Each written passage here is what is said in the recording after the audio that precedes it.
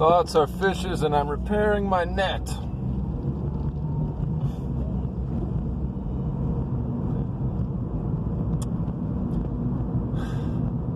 The sun rising as fast as a basketball from the three-point line. Trees around me as tall as basketball hoops. Okay.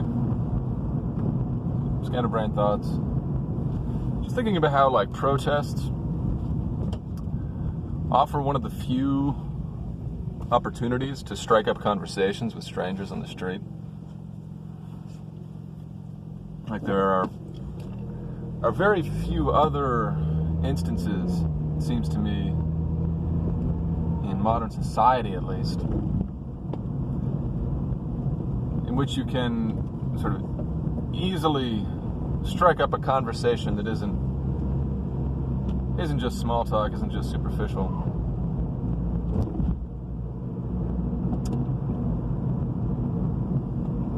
This comment has no particular polemic attached to it. It's just an observation. Like, I have a desire in me to... I'm driving through the city right now. I was hunting down ingredients for gin and tonics, which I'm looking forward to enjoying this evening. I'm glutting myself on various biological palliatives. And I walk through the supermarket with this arm around my neck, but my face showing. Oh my. Anyway,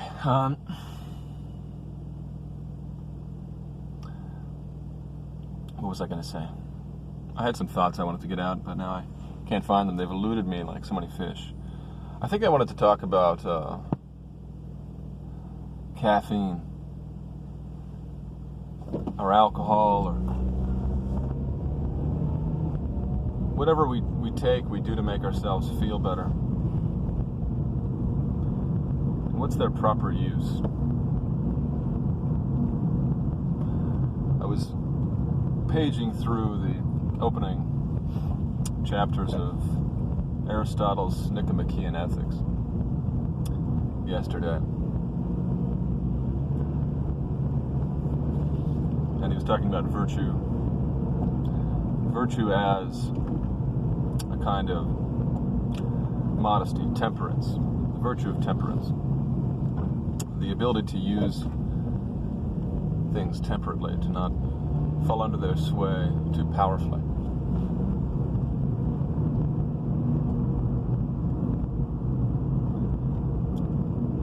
And this is a sort of a topic I like.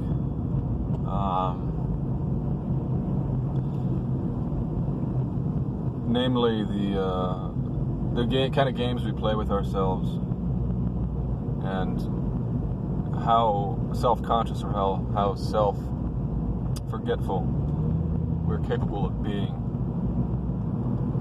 and just the sorcery of everyday actions.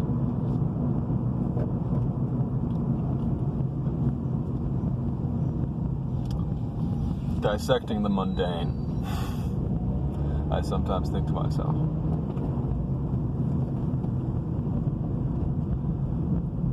Because as a father with a job that occasionally exhausts me, and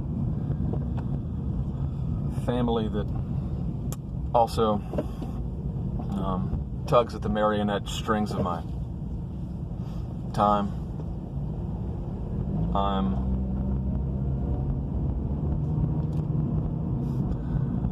all lemon and lime. I'm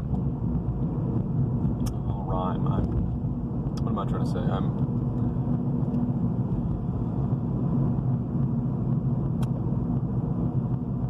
I'm tempted to use various levers and pulleys to control my experience. I was trying to go totally pure, no, nothing but water and air, nothing but silk and stone. across my palate. But there's a place for dirt.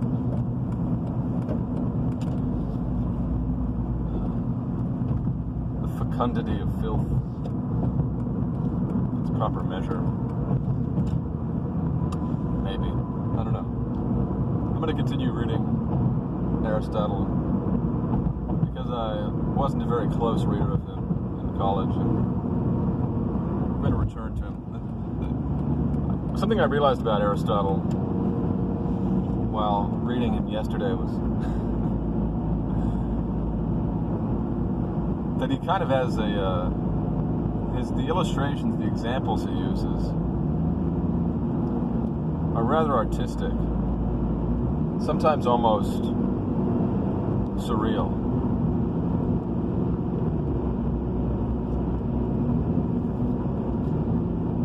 He was talking about the nature of objects versus habit versus nature.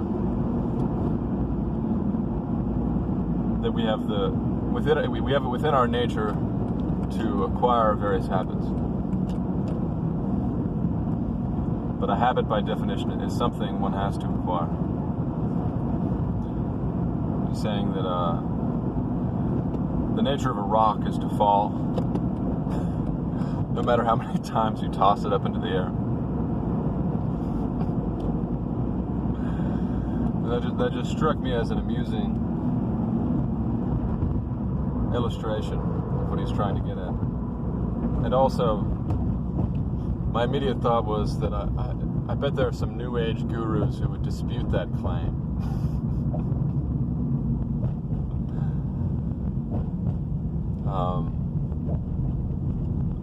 Maybe there is something about tossing something into the air.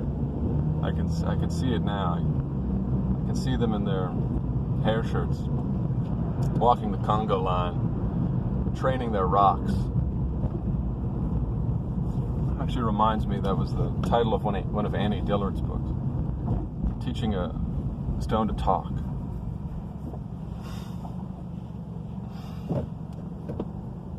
As a metaphor of I don't know what.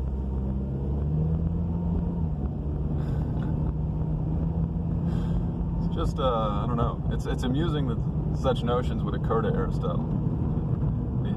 He has them so readily at his beck and call.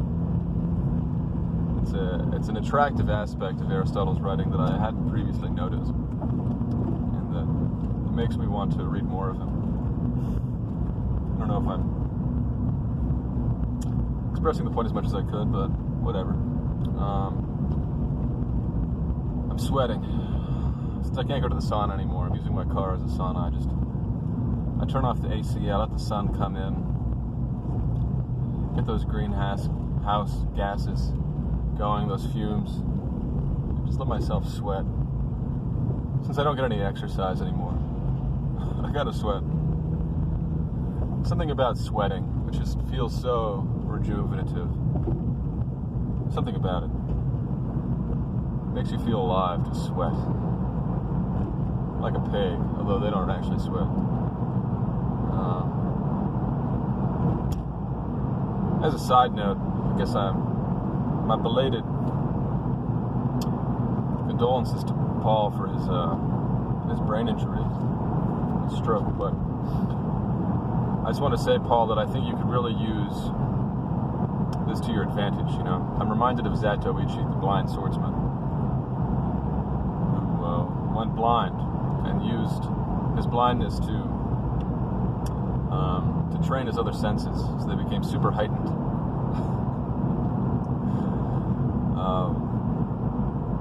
And then I think at the end of the series, he took these gross white discs out of his eyes, and it was revealed that he was faking being blind the whole time.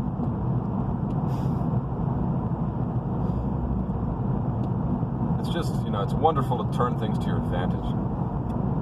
Another book I was reading not long ago was this spoof on the power of positive thinking called The Power of Yiddish Thinking. It's about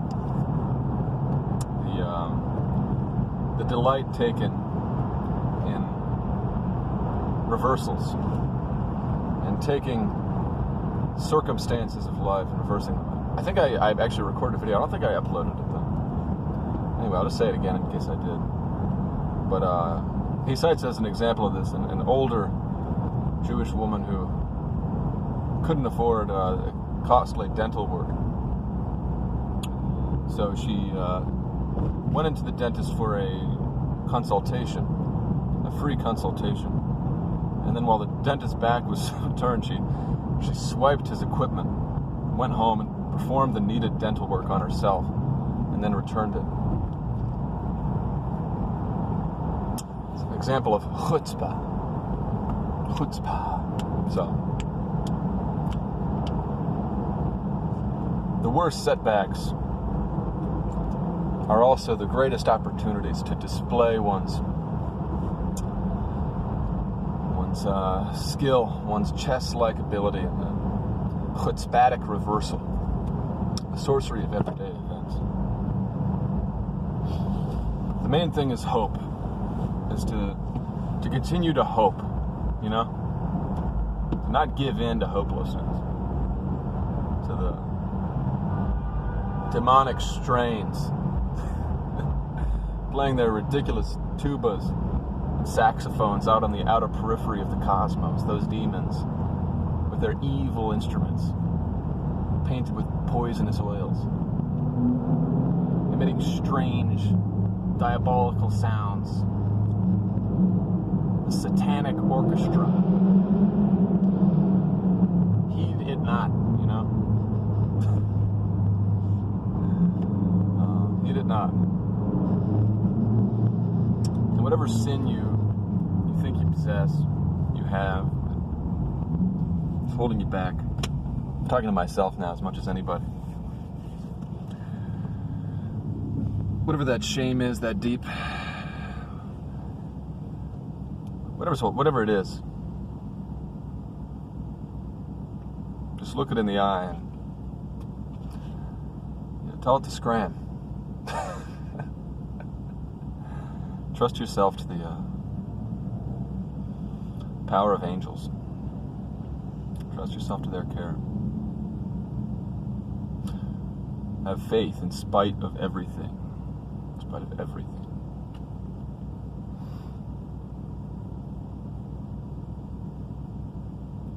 Oh yeah. Oh, I'm really starting to sweat.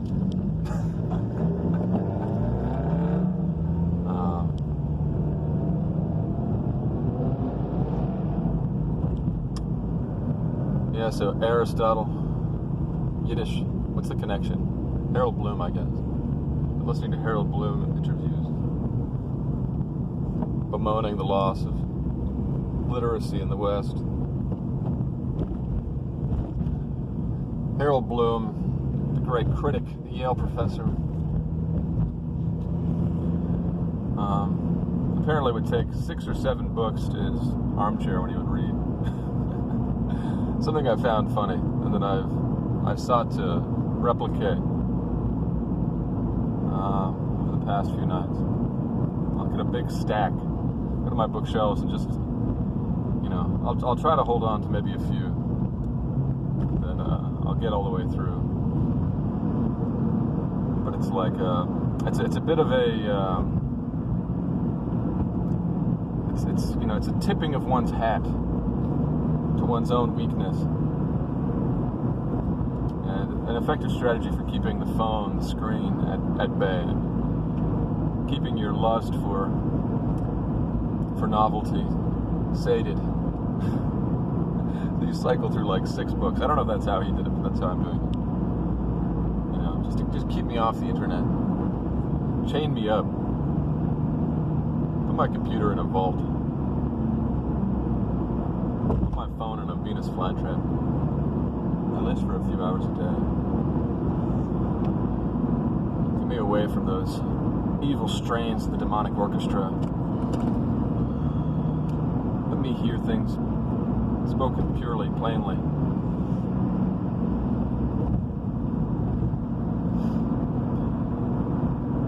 He also said, it's just interesting to look at the reading habits of a guy who read some. He also said that he couldn't stand to read in his study with all of his books.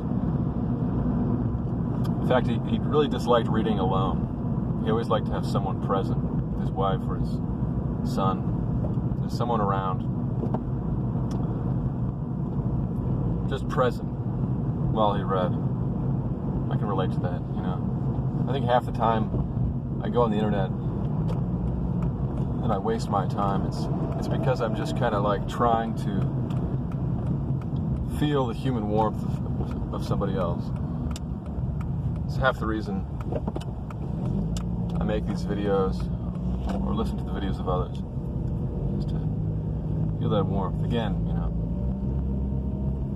it's connection, wanting to connect with people. Protests, I'm tempted just to go out to one if there's another one.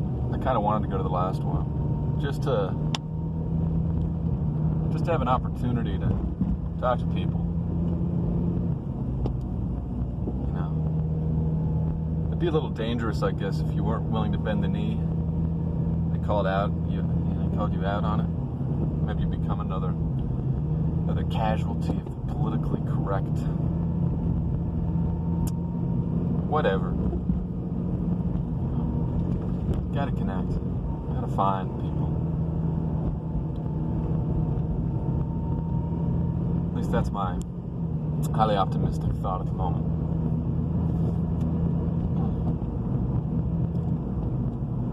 Oh. Okay. Getting back home. I'm gonna make some ravioli. I also got some pierogies. I'm gonna try those out for size. And of course, some gin and some tonic water. Walgreens was out.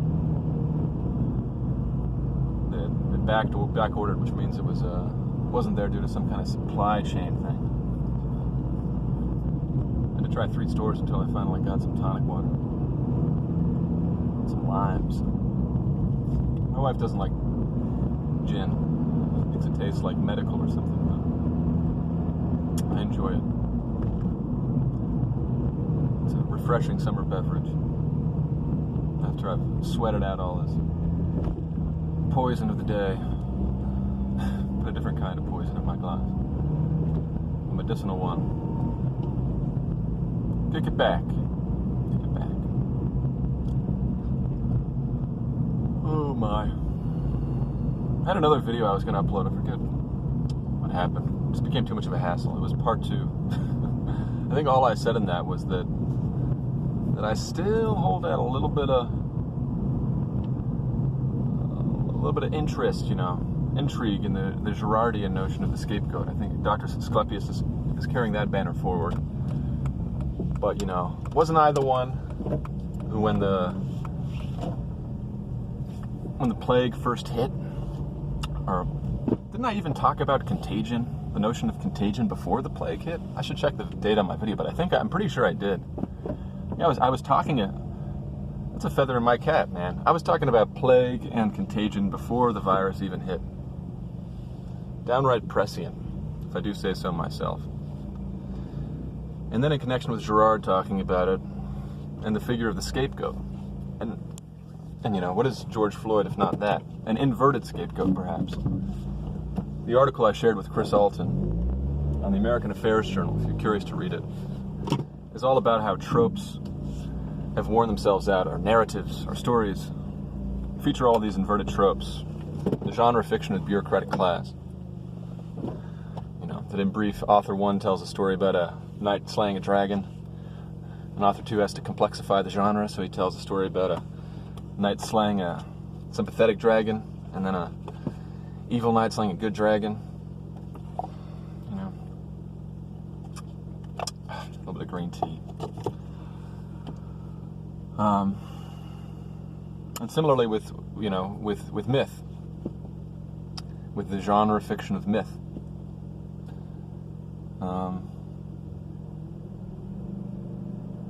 It's not a complete thought, but there it is for anyone who wants to complete it.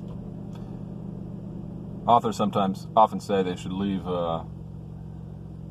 should stop writing in the middle of a paragraph because it's easier to start from. So I'll stop in the middle of a paragraph there.